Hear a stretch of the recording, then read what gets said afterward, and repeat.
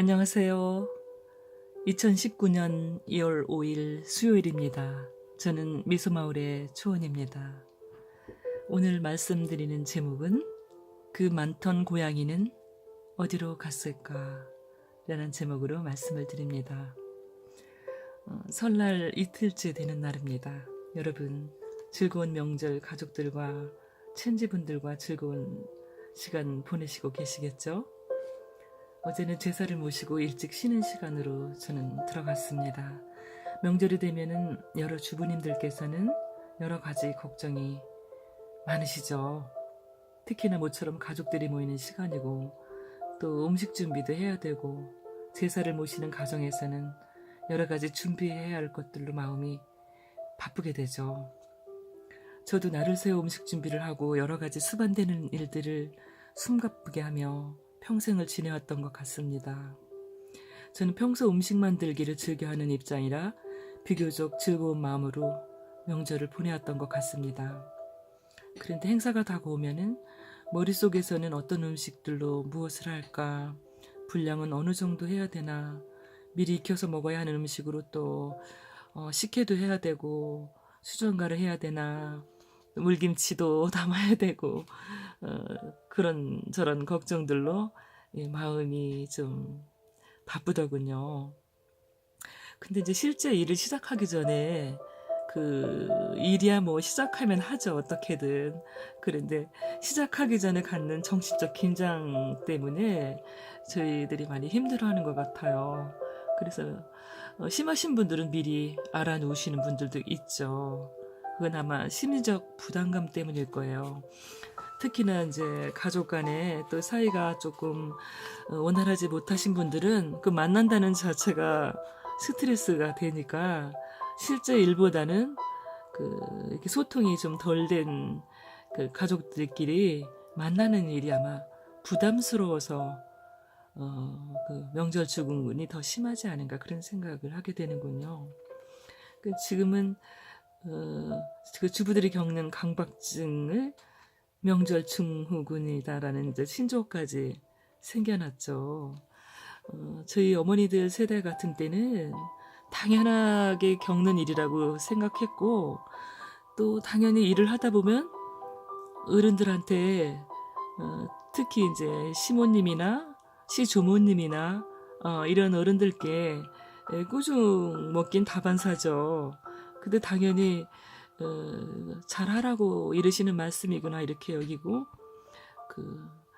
그냥 속으로는 불편하더라도 입을 다물고 알겠습니다 이렇게 넘어갔죠. 저도 설날을 맞이하기 위해서 이번에 이제 또 새해도 다가오니까 새벽에 일찍 일어나서 추운 곳에서 이렇게 몸을 씻었더니 한기가 들은 것 같아요. 어제부터 계속 콧물이 줄줄 흐르는군요. 목소리가 조금 감기 걸린 소리인데 제가 이렇게 여러분들하고 방송을 하다 보니까 며칠 지나면 말씀드리고 싶은 이렇게 열망이 생기는 거예요. 대화가 하고 싶은 거죠. 또 이렇게 찾아주시는 분들이 계시니까 또 더러는 기다린다고 방송을 기다린다고 하시는 분들도 이렇게 계시니까 제가 좀 용기를 갖고 매우 기쁜 마음으로 여러분을 찾아뵙고 있습니다. 우리가 살아가면서 기본적으로 하지 않으면 안 되는 일들이 있죠.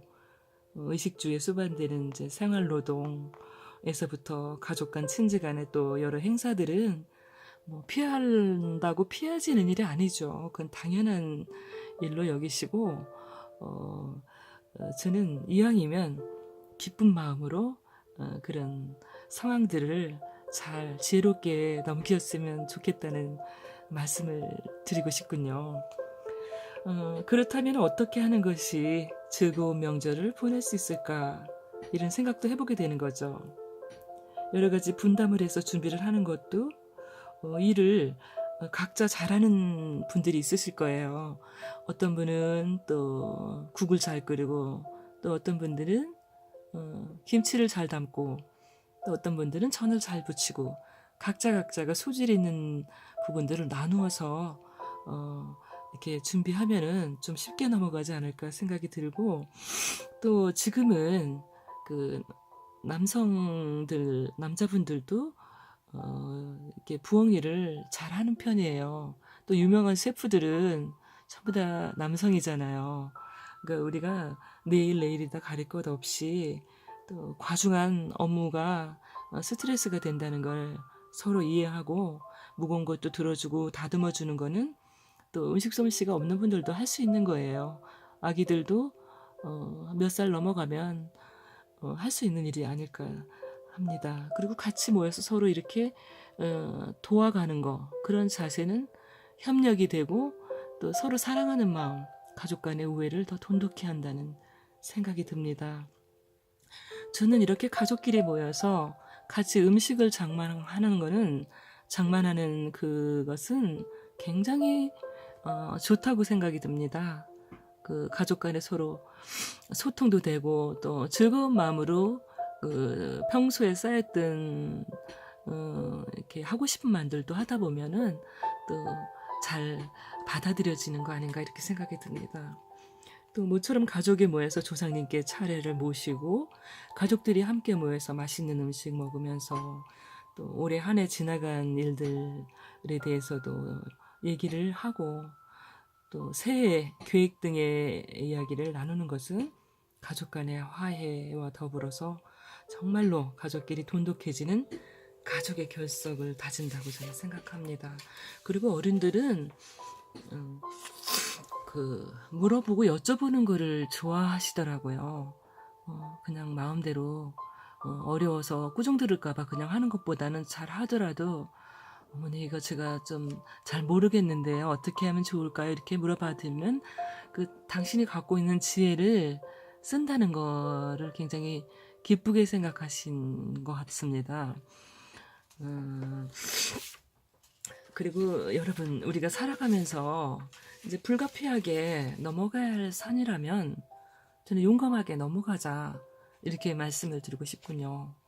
어차피 넘어가야 될 산이라면은 쉼호흡을 가다듬고 미리미리 행사 준비에 따른 메모를 미리 준비하고 가족 간에도 모이는 사람들을 점검하고 힘든 일들은 서로 분담해서 좋은 말로 요청하고 이왕이면 이제 노동력도 줄이게 되잖아요. 서로 상의해서 하게 되면 또 시간적인 여유가 있는 분들은 한두 가지 정도의 음식을 만들어가는 방법도 현명한 방법이 될 것이라는 생각이 듭니다.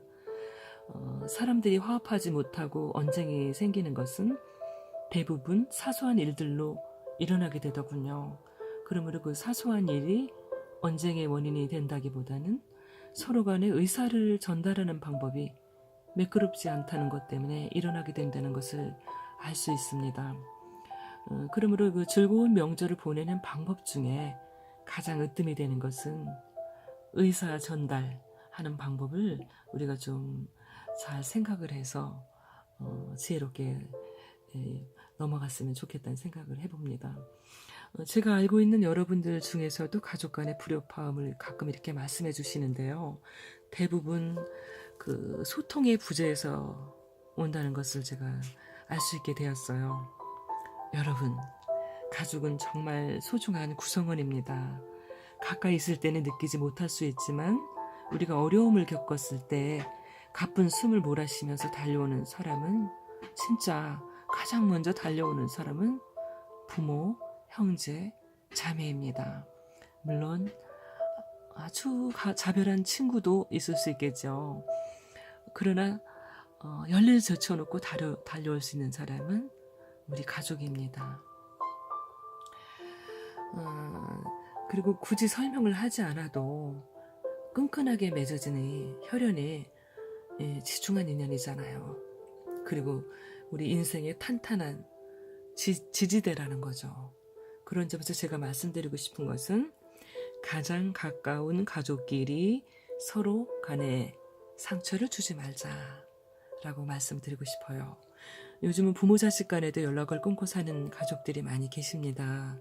실제로 제게 하소연을 하신 분이 계셨는데요.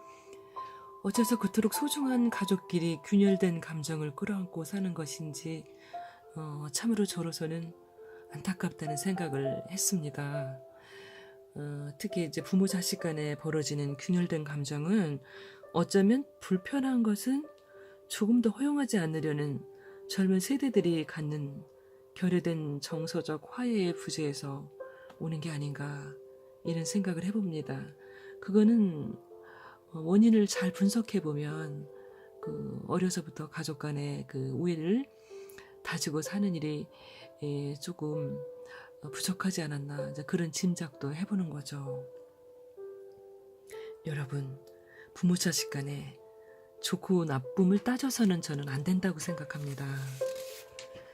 그리고 내 부모 형제가 아니라도 인생을 먼저 살아온 분들에 대한 우리 젊은 세대들의 그 이해심이 좀 필요하다고 저는 생각해 봅니다.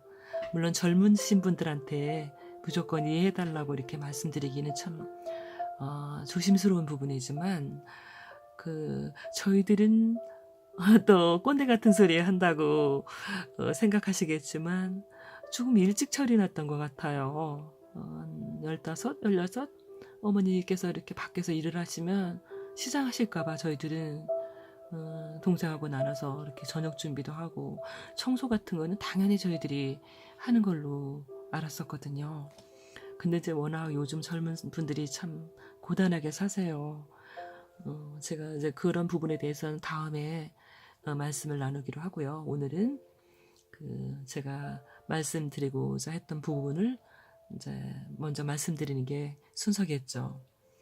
그리고 이제 어른 세대들도 우리 어른들이 젊은 세대를 한 인간의 개체로 존중하는 자세가 필요할 거라고 생각이 됩니다. 권위를 내세워서 나무라는 태도는 좀 지양하고 이왕이면 조금 불편하더라도 이해가 되는 쪽으로 설명을 하고 또 칭찬을 좀 많이 해주는 게 필요하다고 생각합니다. 지난 4월에 제가 고양이가 새끼를 4마리나 낳았어요. 겨울에 아기를 가진 것 같아서 사실은 아랫집 방에다가 키웠는데 그 구석에서 낳았어요.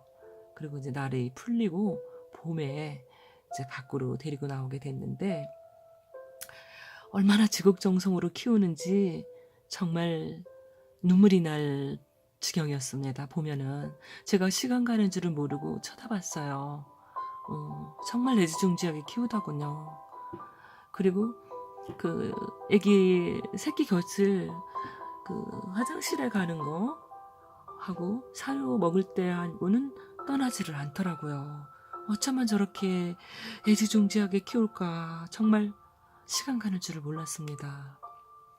사람들이 이제 밖에 나와서 이제 마당에 뛰어놀 때 그랬어요. 어머 이러다가 여기 고양이 집 되는 거 아닙니까? 하고 이제 걱정 어린 농담들을 하셨죠. 근데 여름이 지나고 한두 마리씩 안 보이기도 하고 또 오기도 하고 점점 그러더니만 지금은 어미 고양이하고 새끼 한 마리만 있어요. 그래서 저는 가끔 걱정도 했죠. 산에 놀러 갔다가 길을 잃은 것일까? 아니면 힘센 짐승한테 잡혀간 것일까? 그런데 저는 좋게 생각을 했습니다. 다른 곳에 둥지를 틀었겠지. 그리고 엄마 고양이를 봐도 뭐 그렇게 걱정을 하는 것 같지 않고 태평하게 요새 지내고 있거든요. 그래서 저것들도 엄마 곁을 떠날 때가 돼서 그렇게 아마 이사를 갔구나. 또 한 사람은 엄마를 지키는 고양이구나 이렇게 생각을 했습니다. 스스로 독립해서 떠나갔겠죠. 사람들도 그렇듯이요. 그러니까 이제 젊은 세대들도 독립할 때가 되면 정서적으로 독립을 하지만 또 어른들도 그런 독립된 자세, 그 각자의 그 인간 개체에 대한 존중하는 마음으로 내 소유라기보다는 그런 자세로 대할 때 서로 조심하고 또 예의를 지키고 더욱 사랑하는 마음이 생기지 않을까 생각해 봅니다.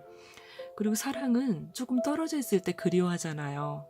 그리워해서 만나면 더 반갑고 소중하죠. 저는 가족이 정말 소중하다고 생각합니다. 또 고양이 얘기로 돌아가서요. 오늘 제가 잠시 밖에 앉아 있다가 집단한 고양이들이 혹시 먹이를 먹으러 오진 않을까, 이 추운데 이렇게 자꾸만 주변을 살펴보게 되더군요. 여러분, 그 많다고 하던 고양이는 어디로 갔을까요?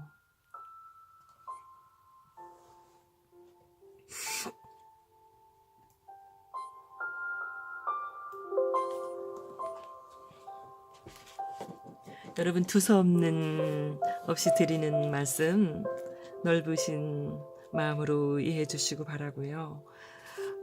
제가 그 수다니 파타와 더불어서 그 법구경, 그 대단히 유명한 시를 쓰셨던 분이에요. 석지연 시인이라고.